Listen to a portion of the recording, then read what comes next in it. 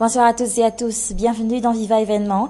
Je vous invite à suivre les détails de nos informations jusqu'à la fin. Au sommaire de cette édition, la victoire de Irazona Mapian au second tour de la présidentielle se confirme. Les résultats provisoires publiés par la Sénit lui donnent plus de 1 500 000 voix, soit la moitié des suffrages exprimés le 20 décembre dernier. Toutes les églises de la capitale étaient bondées de monde hier, 25 décembre, et aujourd'hui, retour à la normale, les routes étaient un peu dégagées dans les centres-villes. Premier Noël pour le pape François, il a livré hier un message de paix et de dialogue. Et enfin, la Turquie secouée par un retentissant scandale de corruption, le Premier ministre a dû procéder hier soir à un vaste remaniement ministériel d'urgence. Pour commencer ce journal, les derniers résultats du second tour de la présidentielle. Dans les résultats provisoires publiés par la Sénit à 18h10, Irazona Armakian obtient pour l'instant 51,54% des voix, soit 1 545 677 voix exprimées, contre 48,46% des voix, ou 1 453 036 voix pour son rival Jean-Louis Robinson. Ces résultats proviennent de 141 151 bureaux de vote. Le taux de participation tourne aujourd'hui autour de 50,47%. Plus de 70% des bureaux de vote ont déjà transmis les résultats du scrutin présidentiel à la Sénit. L'acheminement des résultats dans 4 régions de la Grande Île semble traîner malgré les gros moyens déployés par la Sénit. Des résultats qui toutefois ne devront pas changer grand-chose au niveau du résultat final et provisoire qu'aura publié la Sénit. Armi Sarakotbe.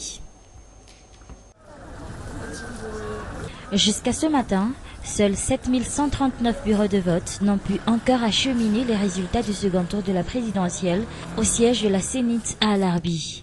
Vers le début de l'après-midi, les résultats publiés par la Sénit proviennent de 69,31% des bureaux de vote. Le reste ne devrait plus changer que peu de choses au niveau du résultat final et provisoire qu'aura publié la Sénit. D'après des statistiques que nous avons, plus de 70% des bureaux de vote ont déjà pu transmettre les PV à la Sénit. Avec ces chiffres, plus de 70% des électeurs se sont déjà exprimés. On pense que plus de 2 millions d'électeurs ont voté.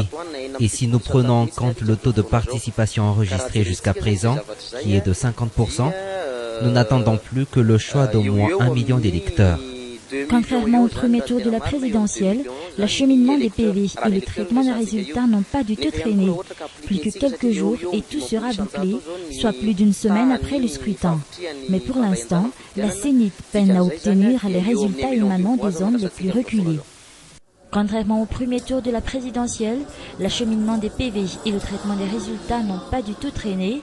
Plus que quelques jours et tout sera bouclé, soit plus d'une semaine après le scrutin. Mais pour l'instant, la Sénit peine à obtenir les résultats émanant des zones les plus reculées. Certaines régions sont vraiment très vastes, comme la région d'Anjouy. C'est un peu difficile, car les routes sont en mauvais état. Il y a aussi le problème de l'insécurité.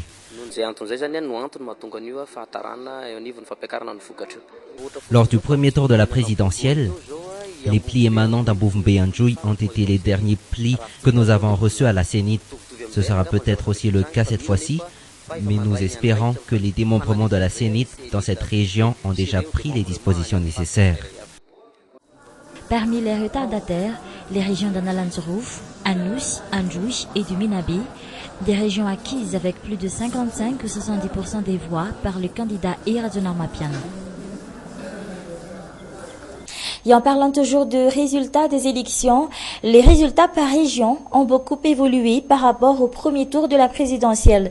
3 régions, à savoir les régions du Boueng, du Menabe et d'Alochamangour, ont voté massivement cette fois-ci pour Irazona Armakian si elles ont donné leur voix au docteur Jean-Louis Robinson au premier tour. Mamboka Fechanian. En termes de répartition des voix, 3 régions acquises par le docteur Jean-Louis Robinson au premier tour de la présidentielle ont cette fois-ci donné leur voix au candidat Irazona Armakian. Parmi ces régions, la région du Boueng. et Radionarmapian rafle provisoirement 54 537 voix, soit un pourcentage de 52,84%, contre 48 666 voix, ou un taux de 43,16% pour Jean-Louis Robinson. Dans la région du Ménabé, Radionarmapian obtient 23 773 voix, soit un pourcentage de 55,95%, contre 18 714 voix pour le docteur Jean-Louis Robinson, soit un pourcentage de 44,05%. Et dans la région d'Alojamangour, 52,49% des voix exprimées sont raflées par les candidats du Hérouvau, soit quelques 83 799 voix. Et le candidat de substitution de la mouvance Ravalman n'obtient que 47,51% des voix dans cette région acquise à sa cause au premier tour. D'autres régions comme la Sava, Diana, Atsinanan et Analanzorouf, remportées par Roland Atirok au premier tour, sont cette fois-ci tombées dans l'escarcelle du Hérouvau. Dans le sud, les régions ayant massivement voté pour Radionarville ont aussi donné leur voix à Radionarmapian. Pareil pour la région Antimandjefan, remportée par le général Camille Vital au premier tour. Dans cette partie de la Grande Île, Radionarmapian remporte 59,32% des voix, contre seulement 40,68% des voix pour Jean-Louis Robinson. Une information que nous venons de recevoir à l'instant, accusée d'être impartiale dans le traitement des résultats par Jean-Louis Robinson, la présidente de la Sénite, Atala Béatrice, réagit enfin. Elle demande à ce candidat d'apporter ses procès-verbaux pour confrontation.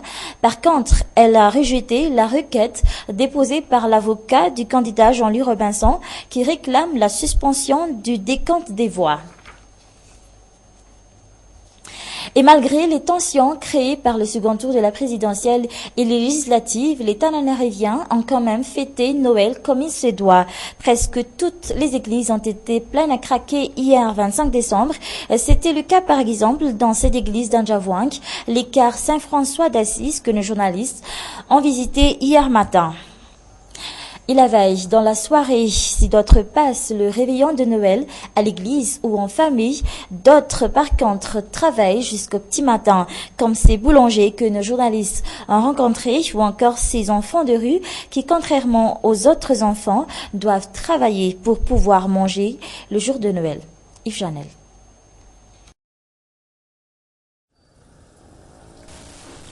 Il fait déjà nuit en Boudvoun, les passants se font maintenant rares. Seuls ceux qui vont passer le réveillon de Noël à l'église fréquentent encore les rues. Ces enfants de rue se mélangent à eux. Leur journée n'est pas prête de se terminer.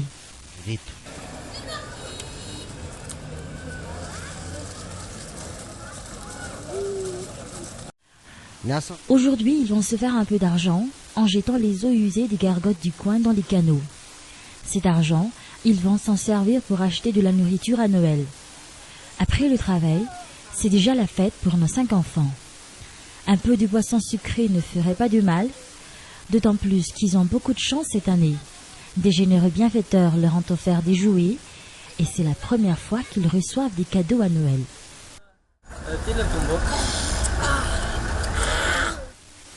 À l'heure où Père Noël devrait passer, ces enfants jouent tranquillement aux cartes.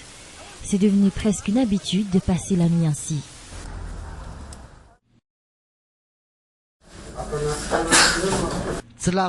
Non loin d'eux, mais toujours à un bout de Boudvoun, peu de pauses pour le personnel de cette boulangerie.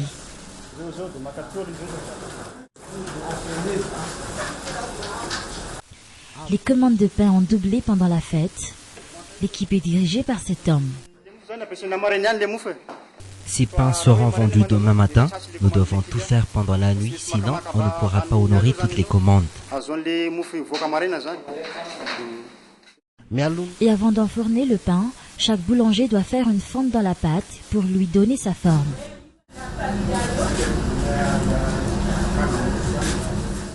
Dans cette boulangerie, le travail ne prendra fin qu'à 3 ou 4 heures du matin, et une fois leur tour passé, l'équipe commerciale prend la relève. Elle se chargera de distribuer le pain à Antananarivo et ses environs. Au petit matin, le jour de Noël, nos 5 enfants dorment encore. La nuit a été longue pour eux. Mais pas la peine de se lever de bonne heure. Ils s'accordent un peu de repos comme tout le monde. D'ailleurs, aucune gargote n'est ouverte le jour de Noël, donc pas d'eau usée à jeter. Dans le domaine de la santé, plus de 29 000 malades atteints de la tuberculose suivent des traitements auprès de l'hôpital Befelatanane à Antananarive tous les ans. Aujourd'hui, l'État malgache prend en charge les 5% des frais médicaux de chaque patient. Cet hôpital dispose également d'une quantité suffisante de médicaments pour traiter cette maladie. Aucune rupture de stock n'est donc à craindre. Zora Mianchouf, Inzaranjiansour. Ici, à l'hôpital Befelatanane, 300 malades de la tuberculose passent ici pour prendre leur ration de médicaments tous les jours. Chaque patient subit un contrôle minutieux durant son traitement.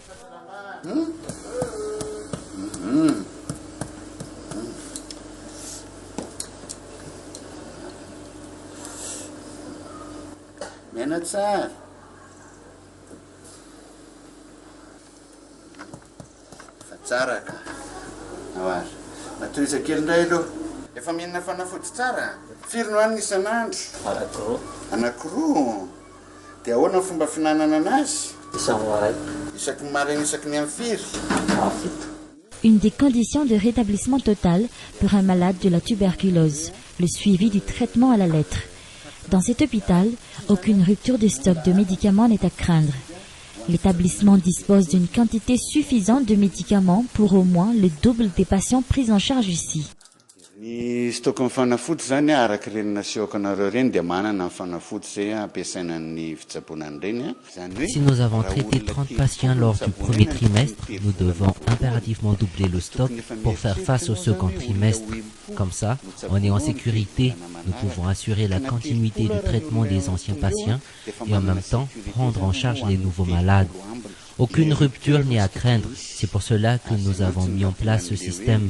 On ne peut pas jouer avec cette maladie qui est d'origine microbienne. Si on stoppe le traitement, le microbe peut faire de la résistance ou de la multirésistance et dans ce cas-là, le patient ne pourrait plus être guéri de cette maladie.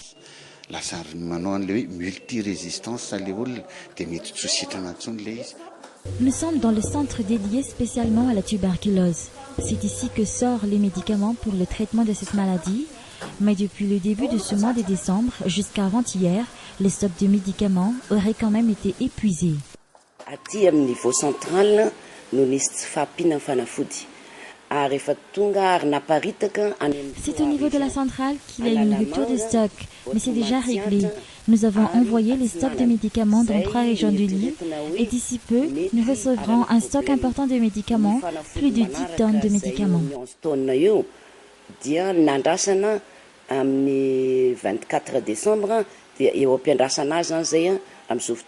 Tous les ans, pas moins de 29 000 patients seraient atteints de la tuberculose à Madagascar.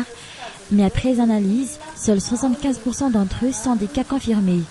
Aujourd'hui, l'État malgache prend en charge 5% des frais médicaux de chaque patient. Ainsi s'achève cette édition. Merci de votre attention. Je vous souhaite de passer une excellente soirée en compagnie de Vivard. Au revoir.